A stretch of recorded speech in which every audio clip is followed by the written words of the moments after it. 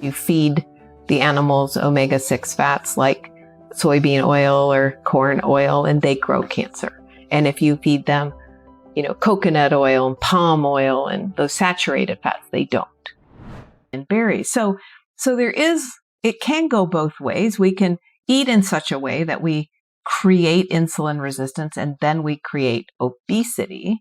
But there's also kind of the flip side in that maybe we're not insulin resistant per se, but we're over consuming. We talk about calories in, calories out, and it's not so much that as that our fake food environment, there's very little protein and healthy fats, and we tend to overeat. We have broken insulin signaling. We have broken satiety hormones, and we tend to overeat. We stuff our fat cells with fat, and then our cells become resistant to that signal. And now we start to get higher and higher levels, even at fasting. It has to stay up all the time to kind of keep things in. But interestingly, there was a study, observational, that came out a few years back showing that, why is obesity seem to be protective in the younger breast cancer or younger woman population? They had less breast cancer, but obesity when you're older, postmenopausal, seem to have much higher risks of breast cancer. And if we think about it from a storage perspective, so maybe we're having ups and downs in insulin, but our fat cells are still taking up fat pretty easily. So we don't need excessively high insulin levels. We're just glucose comes in, insulin is released, glucose and fatty acids are put away. Our cells are still receptive, so then insulin drops back down. So it's only going up kind of after we eat, and it's coming back down. But as we do that over and over and over and over, so decades of that, well, now our cells are like, there's no more room at the end. You need more insulin to push and push and push that in. It doesn't happen. So as we age, we become more insulin resistant. So it seemed to go along with that insulin resistance piece where we started to have elevated insulin. But again, the researchers didn't understand that metabolic feature. So they just said, and I was with a group of, breast cancer physicians saying, I don't know what this means. Fat's okay. It's good for you when you're young. It's bad for you when you're bad, being obese. It's like, well, no, that's not. It means we're on the wrong path already. But we tend to get more insulin resistant as we age.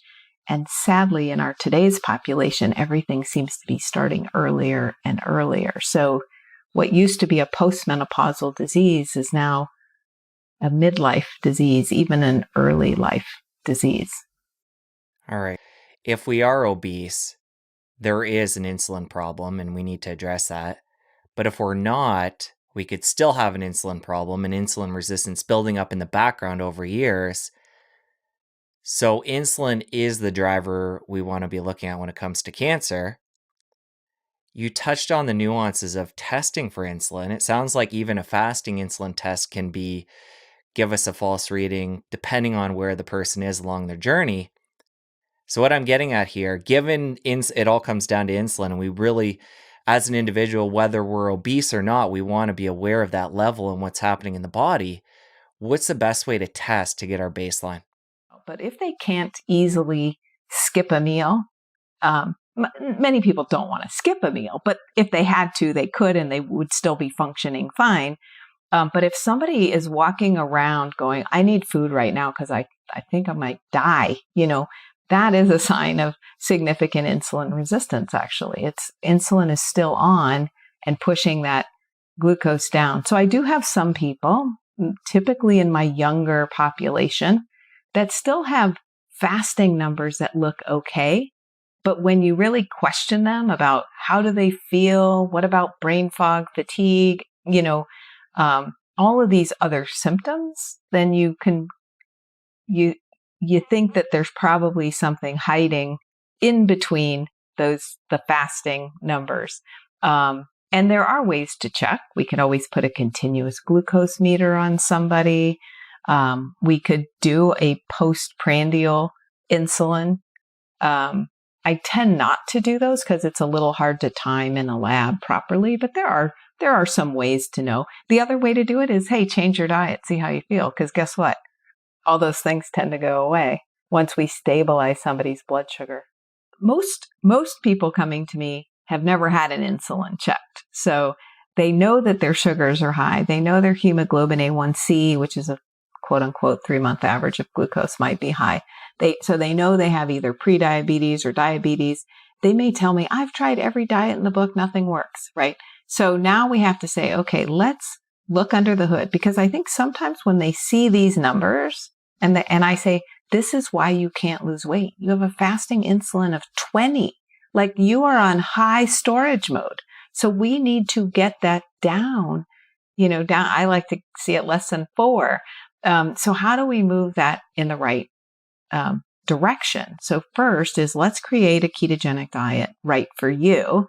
And many, many times patients will just go on low carb diets, which are also low fat, and then they may never break into that fat burning. So I have seen patients that until I got them eating high fat, they would not lose weight. As soon as we got them eating high fat, they started losing weight. I have seen patients who constantly calorie restrict, but so they're eating 800, 1200 calories a day. And if you're eating that little, your body thinks, that hibernation is coming, that a famine is coming, and that your body naturally will try to hold on to that weight because it doesn't think more food is coming. So we really have to play into getting our body being happy, healthy, and feel like there's no care in the world, that everything is going to be hunky-dory tomorrow, because it's remaining in that fight or flight mode that really can hinder results.